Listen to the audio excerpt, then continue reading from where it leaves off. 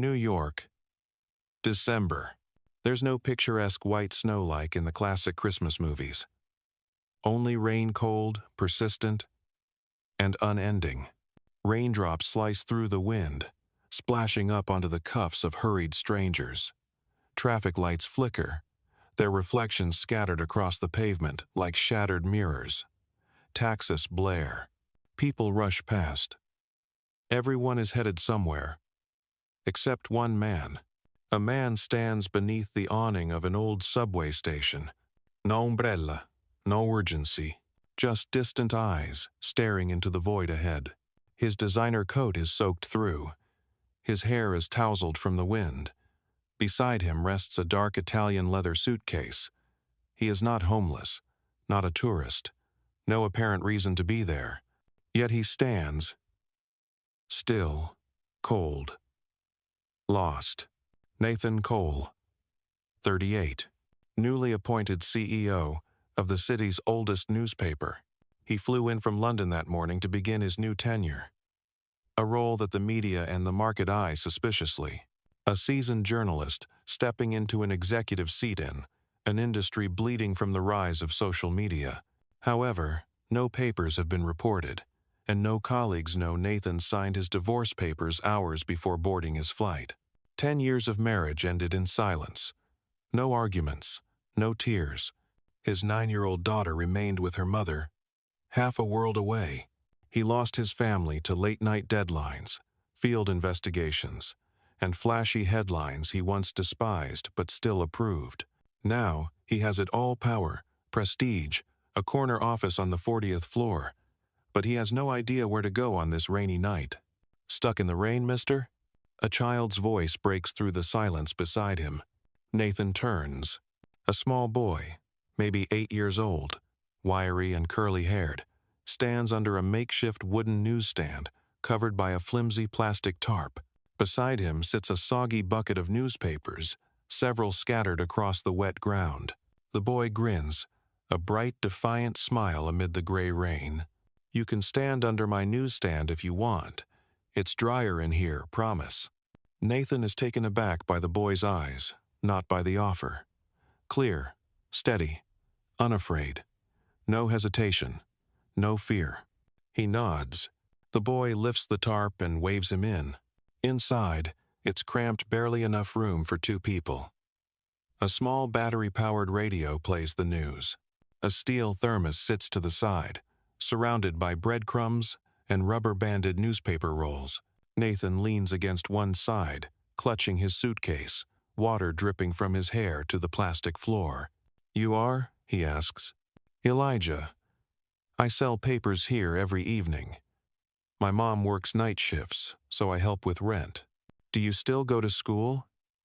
Nathan asks, surprised by the boy's self-assured tone. "Of course. Mornings. Papers in the afternoon. But today's rain's killing my sales." Elijah glances down at the soaked stack, then back up, still smiling. "It's okay. I like the rain." Nathan presses his lips together.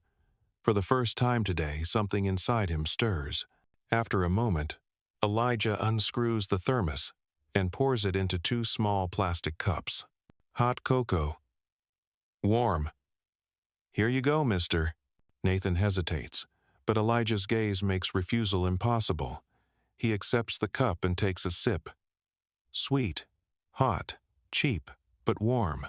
For the first time in days, he feels warmth, not just temperature. The boy sits on a folding wooden stool, resting his arms on his knees and looking into the street. Then he suddenly asks, "So, what do you do? You look like someone in those movies, people with really sad lives." Nathan laughs, a dry, foreign sound. "Maybe you're right. I used to be. A journalist. Or maybe I still am." Elijah's eyes light up. "I want to be a journalist too. Like my grandpa. He used to work at the Manhattan Chronicle before he retired. I still have his fountain pen." He pulls a weathered silver pen from his coat pocket, engraved with a fading name, Richard Ellis. Nathan freezes. Richard Ellis is a legendary investigative reporter from the very newspaper Nathan now leads. He stares at the pen. The inscription is faint, but legible. R.E. Write truth, live brave. He remembers that line. Years ago, as a young reporter, Nathan idolized Ellis, the man who uncovered the biggest banking scandal of the 90s, with a series of fearless exposes. Nathan whispers, "Your grandfather was really Richard Ellis?" Elijah nods proudly. "Yeah. But he died when I was 5. I don't remember much. Just that he used to talk about ink, the old newsroom in Lower Manhattan, and something he called the breathing truth." "Do you know what that means?" Nathan goes still. The breathing truth. An old phrase. No one in journalism uses it anymore. But once believed in it, before ad deals, politics, and clickbait turned news into an echo chamber. He looks at Elijah, those bright eyes under the leaky tarp. The boy doesn't know who he is, doesn't know Nathan is the CEO of the same paper his grandfather once helped shape. He just sees a stranger in the rain. And still shares cocoa. Still offers shelter for no reason, but kindness. The rain begins to soften, but the sky stays dark. Nathan checks his watch at 6:30 p.m. "Shouldn't you be heading home?" he asks. Elijah shakes his head. "I wait for Mom. She gets off at 7 from the diner 2 blocks away. We walk home together. If I go early, she'll worry." Nathan nods. After a moment, he asks, "Do you always sell papers here?" "Every evening. Except Sundays. Mom doesn't like it. But I told her, if Grandpa wrote the news, I want to know what it's like to deliver it." Nathan smiles, a genuine smile this time. Elijah isn't just like Richard Ellis. He's like Nathan, too, 20 years ago. At exactly 7 p.m., a slender woman in a gray uniform appears at the far end of the street. Her hair is pulled back in a bun. Her eyes are tired, but alert and alive. "Elijah," she calls. Elijah jumps up, waving. "Mom, I made a new friend." Nathan instinctively stands. The woman eyes him with the natural caution of a single mother surviving a harsh city. Elijah rushes over and grabs her hand. Then he turns back with enthusiasm. "Mom, this is Mr. Nathan. He was stuck in the rain. I invited him to shelter with me." She nods politely, wary but not rude. "Thank you for keeping an eye on my son." Nathan shakes his head softly. "Actually, he was the one who looked out for me." Elijah hesitates, then asks, "Mom, can we invite Mr. Nathan for dinner? We have spaghetti at home." Maggie, her name, as Nathan would soon learn, pauses. She's not used to inviting strangers home. But something in Elijah's eager, genuine gaze melts her hesitation. "If he wants to," she says, turning to Nathan. Nathan is surprised. Her eyes meet his, not painted, guarded, or overly inviting. Just a cautious kindness that somehow makes you feel safe. "I'd be honored," Nathan replies. They walk together to a modest apartment in an aging building. The hallway is narrow, the walls chipped and worn.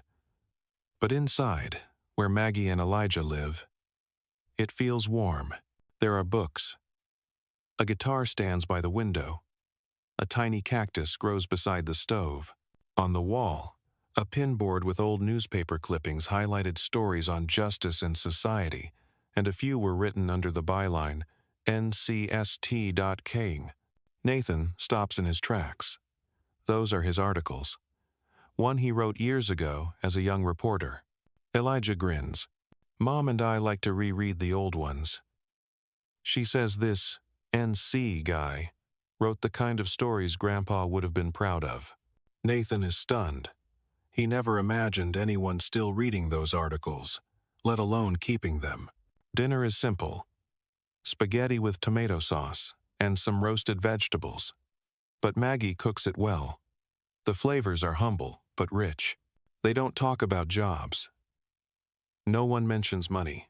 They speak of the neighbor's cat Elijah's favorite cartoons, and a fire near the park that Elijah covered by handwriting a news poster and taping it to the bus stop. Nathan laughs out loud. "You're a real junior journalist, Elijah." "I don't have a newsroom," Elijah says matter-of-factly, "but I have my pen." At that moment, Nathan sees himself again.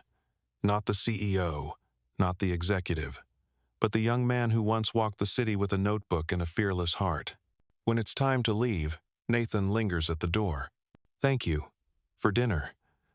And for reminding me who I used to be." Maggie simply nods. Elijah waves from the window. The wind is still cold, but something inside Nathan has warmed. Nathan returns to his five-star hotel in the heart of Manhattan. He hangs up his soaked coat and doesn't open his laptop for the first time in weeks. He stands by the window, watching the rain streak down the glass, thinking of a small newsstand, a cup of cocoa, and a silver pen engraved with a name he once revered. He doesn't know it yet, but he'll be going back. The Manhattan Chronicle headquarters, 40th floor executive office. The morning after the rain, Nathan walks into his office, sleek and glass-walled, overlooking the cold gray skyline of New York City. Staff greet him with a mix of curiosity and distance. Some know him as a legendary reporter from a decade ago. Others simply see him as the new CEO from Europe. None of them know about Elijah, or what happened over a bowl of spaghetti last night. Nathan sits in his leather chair and opens his laptop. His inbox is overflowing, over 300 emails. Budgets, ad contracts, editorial strategies, layoffs. One file is flagged red: proposed layoffs, distribution, and logistics. He opens it. First line: due to rising printing costs and a 34% decrease in paper distribution over the last 2 years, we propose eliminating non-essential positions, including packaging, delivery, and 3 support roles at the Brooklyn satellite office. Nathan scrolls. Top of the list: Maggie Ellis. He freezes. The pen slips from his fingers. Maggie, Elijah's mother. The woman who invited him into her home with a plate of spaghetti and quiet, guarded kindness. Ellis, the last name of a man who once changed the course of journalism with a single article.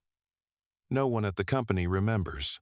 No one, except an 8-year-old boy, still believes in the truth that breathes. Now Nathan sits, surrounded by glass, across from the leadership team. The CFO, head of HR, and legal counsel. "We're spending too much on non-revenue roles," the CFO says, fingers tapping his keyboard. "Print is dead. Someone else offers. AI will replace most of editorial within 5 years, says another. All eyes turn to Nathan. "You're the CEO. We need your signature. Cut or keep." Nathan stares at the projection screen. Maggie's name burns in his vision. He can't say what he knows. She is the mother of the boy who brought him back to life. That her home was the first place he felt human in years. Elijah, the kid selling newspapers in the rain, is the grandson of the reporter Nathan once worshipped. Silence stretches. He lifts his head. "I'll review each file personally before approving anything." No layoffs will be finalized today. Later that afternoon, a nervous assistant knocks on his door. "Sir, the board's waiting on your decision. You haven't responded to the downsizing memo." Nathan doesn't reply. He's staring at an old article framed on his wall, one of his first. It told the story of a homeless man who used to be a teacher and lost everything due to illness and a broken insurance system. That article once helped launch a nonprofit. Nathan had felt something he hadn't felt in years: purpose. Now, one signature from him could erase the livelihood of a woman who'd sacrificed everything to raise a child. A child who still believed journalism could matter. Ding. New email. From Elijah Ellis. Newspaper @gmail.com. Subject: Thank you, Mr. Nathan. I have an idea. Message: I think If I can write one story a week and send it to my friends, and my mom can help draw the pictures, maybe people would like it. Do you think real news can start again from something small? Attached, a drawing by Elijah. A handwritten newspaper mock-up titled, The Honest Kid. Top headline, The Man in the Rain. And the conversation that changed his heart. Nathan chokes up. That drawing was about him. He sits in silence. The layoff file is still open. Maggie's name is still there. But in his hand now is Elijah's sketch. The Man in the Rain. No algorithms. No marketing campaign. No SEO. Just a child's scrawled title. And something profoundly true. Nathan buzzes his assistant. His voice is firm. Cancel the layoffs. All of them. Including Brooklyn. The assistant stammers. But the budget. The shareholders. I'll handle it with the CFO. The decision is mine. Nathan drafts an internal memo. The subject line is strange for a business executive. Starting again. From a child. Body. For 100 years. This newsroom prided itself on delivering truth to every corner of society. But in recent years, in the age of clickbait, fake headlines, and tech overpowering humanity, we've forgotten why we picked up the pen in the first place. Yesterday, an 8-year-old offered me a cup of cocoa and asked, "Do you think real news can start again from something small?" I didn't have an answer then. But today, I do. Yes, and it starts with us. Starting next month, the Manhattan Chronicle will launch a new feature, The Honest Kid, a space for stories of kindness from the perspectives of children, seniors, workers, and everyday people. Truth that doesn't need to go viral, just needs to be real. And the first person we're inviting to write, Elijah Ellis, grandson of journalist Richard Ellis, who once made history right here in this newsroom. Maggie is mid-shift when she checks her phone. A message from an unknown number lights up. You read Elijah's piece. He's inherited the best part of his grandfather, fearless honesty. You're not being let go. And if you're willing, I'd like to invite you to illustrate our new column, The Honest Kid, Nathan Cole, CEO. But first, a man learning to be human again, thanks to your son. Maggie sits down, stunned. Her hands tremble, not from joy, but from something more profound. Relief. Vance Tech headquarters. 8 a.m. Conference room. 15 a. All employees had been summoned. A surprise announcement from the board. Introducing the new North America CEO. The room is packed. Every eye is fixed on the stage. Whispers ripple. Probably that silver-haired guy from Berlin. No, I heard it's an exec from the Asia division. The door swings open. Silence falls. A young man in a charcoal suit steps onto the stage. No script. No teleprompter. Just steady eyes and a deep breath. My name is Jalen. I'm the new CEO of Vance Tech North America. Gasps ripple across the room. People glance around. Confused. I know. Many of you don't know me. Maybe you've never even heard my name. But I know every hallway in this building. I know the earliest shifts. The quietest corners. His voice trembles slightly. Because 20 years ago, I used to sleep in the B2 janitor's closet, in a cardboard box. No name, no family, nowhere to go. The room is frozen, and the only person who saw me back then wasn't a politician or a philanthropist, but a woman who mopped the floors here. Someone I doubt many of you even know by name. Jalen steps down from the stage. He walks past rows of stunned executives.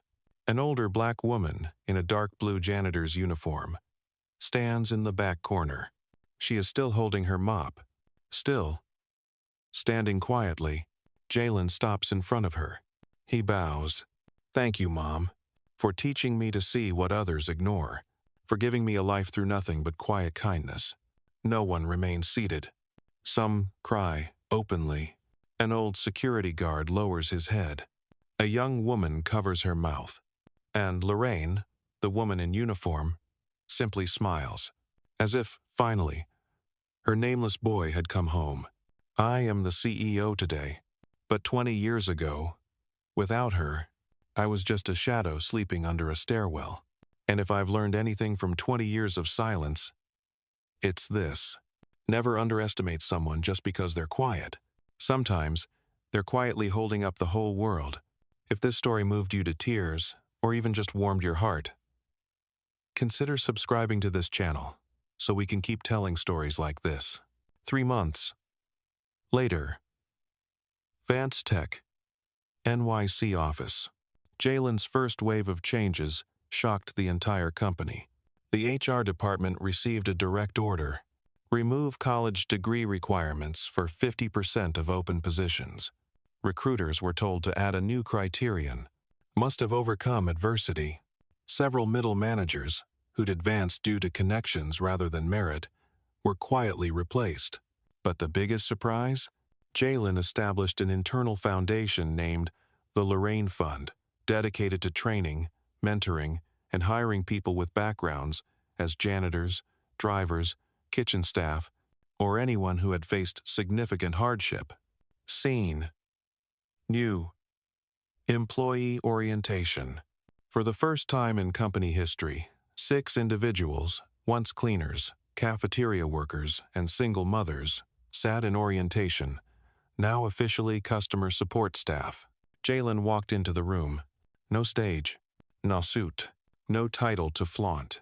He simply said, "I'm here today because someone once taught me that heart matters more than a R-sum sometimes. And that's why you're here, too. This company once built software for millions. But I wanted to start building hope for one person at a time. We're not hiring the best on paper. We're hiring those who don't give up." Inside the CEO's office, behind Jalen's desk weren't plaques, trophies, or framed degrees. Just one old photo. A black woman, holding a mop. A young boy is sitting on the floor, reading a book. The bottom right corner of the frame. Lore. The first leader of my life. There was no triumphant music. Only a black screen and a single line of text. You don't have to be seen to be valuable. Sometimes, those who are invisible carry the most light. Early January. The Manhattan Chronicle website. A brand new column quietly launched. No bold title. No uppercase byline. No headshot. Just a small box in the bottom corner of the front page. The honest kid, Elijah Ellis, 8 years old. The man who stood in the rain. I don't know why grown-ups are sad sometimes.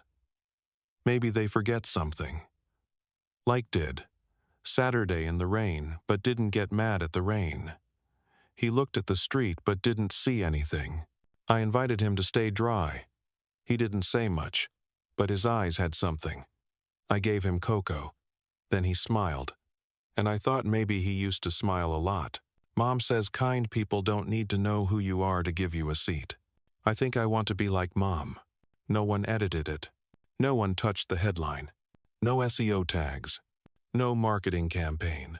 And yet, within 4 hours, the story had over 100,000 shares. The hashtag number, #TheHonestKid, was trending. Comments flooded in. I can't believe I'm crying over an article written by an 8-year-old. We need more Elijahs and fewer marketing strategies. This reminded me why I wanted to become a journalist. At his desk, Nathan read every comment. In silence.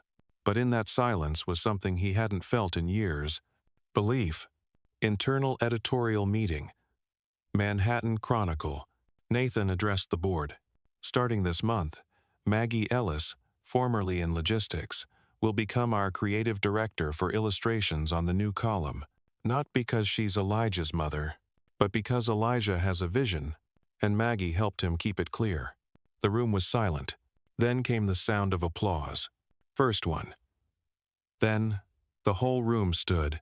Later that week, at Maggie and Elijah's apartment, Elijah was coloring his second article. Nathan sat at the kitchen table, enjoying the hot chicken soup. The warm glow of a filament bulb lit the small apartment. The radio hummed softly in the background. No one mentioned traffic stats. No one talked about SEO. Only stories. About Grandpa Richard Ellis.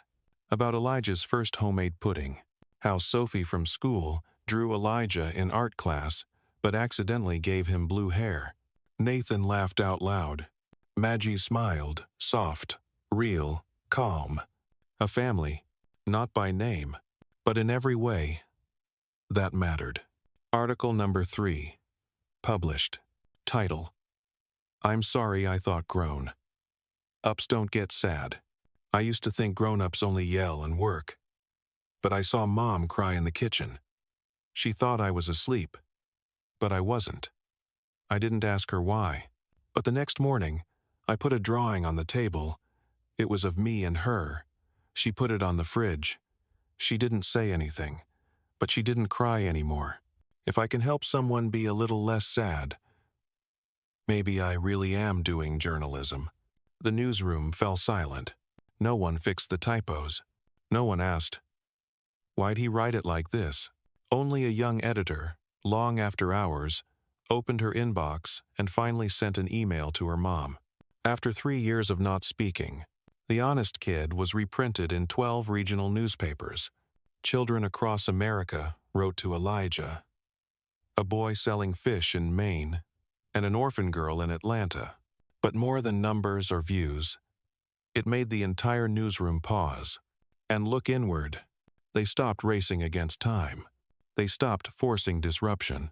They simply wrote the truth and lived truthfully.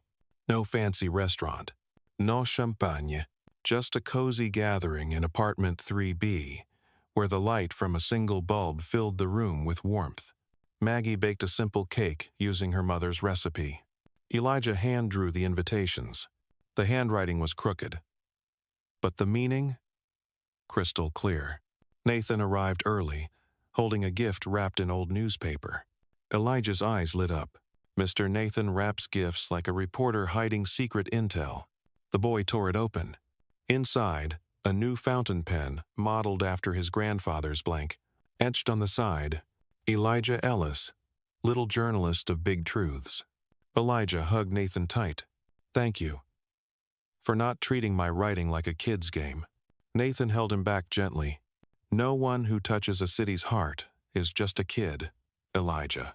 Nathan turned to Maggie. She was about to say something, but he quietly opened a small box.